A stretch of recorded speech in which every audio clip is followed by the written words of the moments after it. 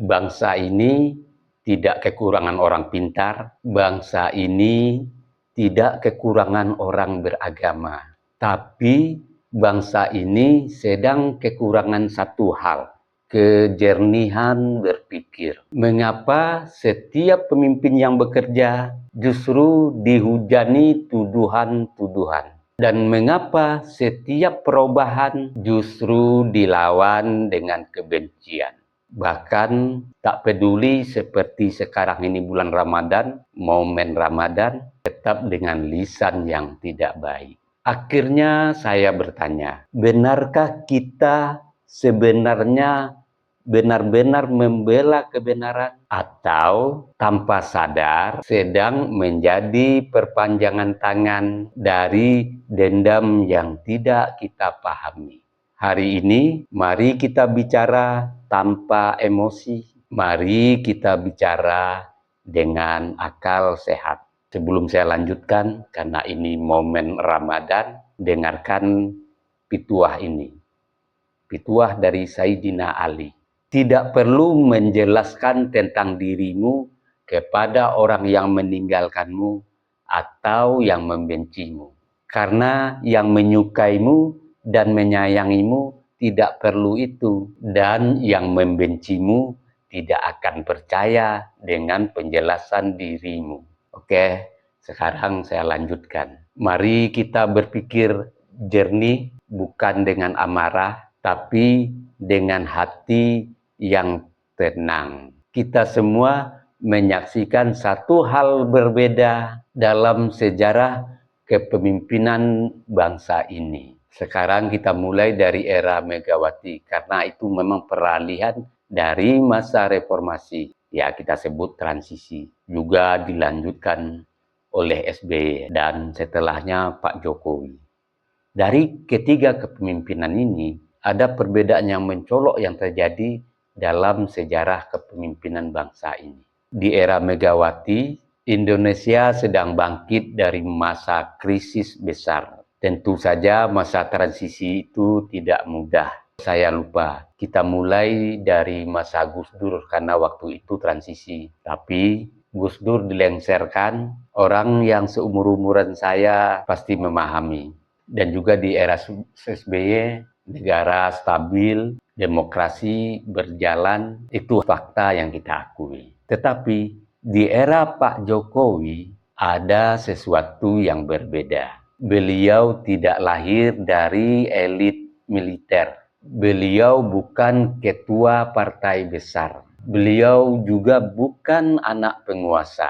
Beliau datang dari rakyat biasa.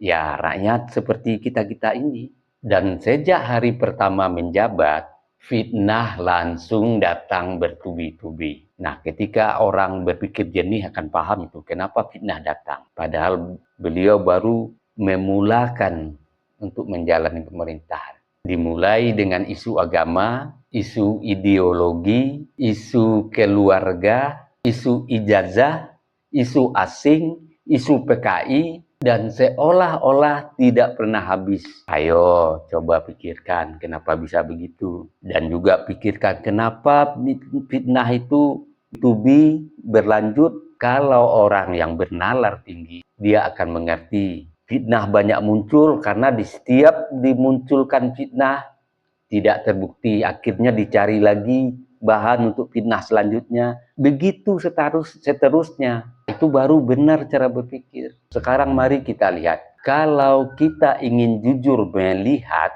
di era SBY, infrastruktur berjalan lamban. Bahkan ada juga yang mangkrak.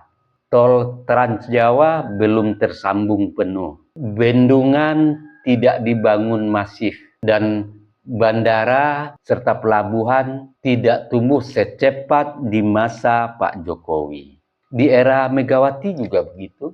Karena peralihan, jadi Indonesia bertahan. Namun kita juga mencatat di masa Megawati itu, Indosat dilepas ke pihak asing. Itu sejarah bukan untuk mencela, tapi untuk dicatat. Dan bandingkan dengan era Jokowi. Ini dengar dengan tenang. Blok Mahakam kembali ke Indonesia.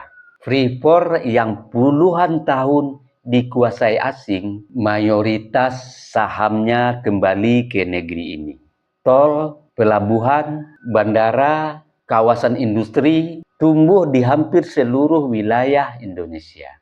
Beliau turun ke pasar, masuk ke gang sempit, datang tanpa protokoler berlebihan. Pertanyaannya sederhana, mengapa justru pemimpin seperti ini yang paling keras dihantam fitnah? Apakah ini kebetulan atau karena ada mata rantai lama yang terputus? Kalau hanya soal kebijakan, seharusnya cukup dengan kritik data. Tapi yang kita lihat adalah serangan personal yang terus-menerus dan tidak berhenti, bahkan setelah beliau purna tugas. Coba renungkan, kalau serangan itu murni karena jabatan, mengapa setelah tidak menjabat pun tetap diserang? Apakah karena pengaruhnya masih kuat? Emang kenapa kalau ia kuat?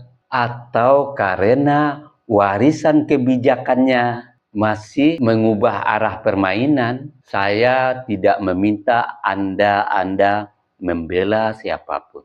Saya hanya mengajak Anda berpikir. Bangsa ini terlalu besar untuk diisi oleh kebencian, terlalu agung diadu dengan fitnah. Berkali-kali saya katakan, kita boleh berbeda pilihan, tapi kita jangan sampai kehilangan akal sehat, karena ketika rakyat mudah dipecah oleh isu, yang tersenyum bukan rakyat, yang diuntungkan bukan bangsa. Maka sebelum kita membenci, sebelum kita ikut menyebarkan tuduhan, tanyakan satu hal pada diri kita.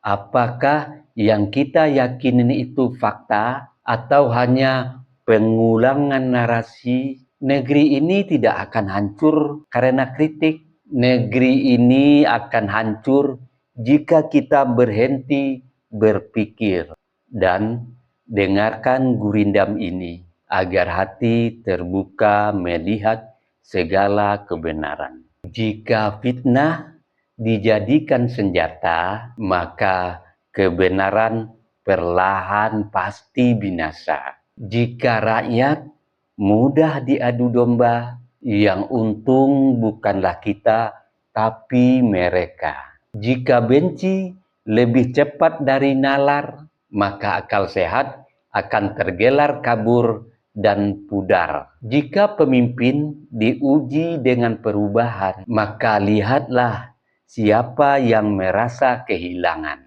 Bila hati jernih memandang fakta, takkan goyah oleh kabar dusta. Bila bangsa ingin bermartabat, berpikirlah tenang sebelum menghakimi dengan cepat.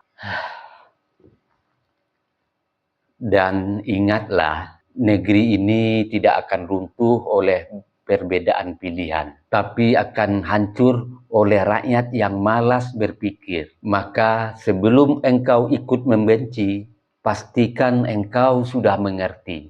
Karena pengalaman tidak pernah mencatat siapa yang paling keras berteriak. Pengalaman hanya mencatat siapa yang paling jujur melihat kebenaran. Saya Beni Budaya.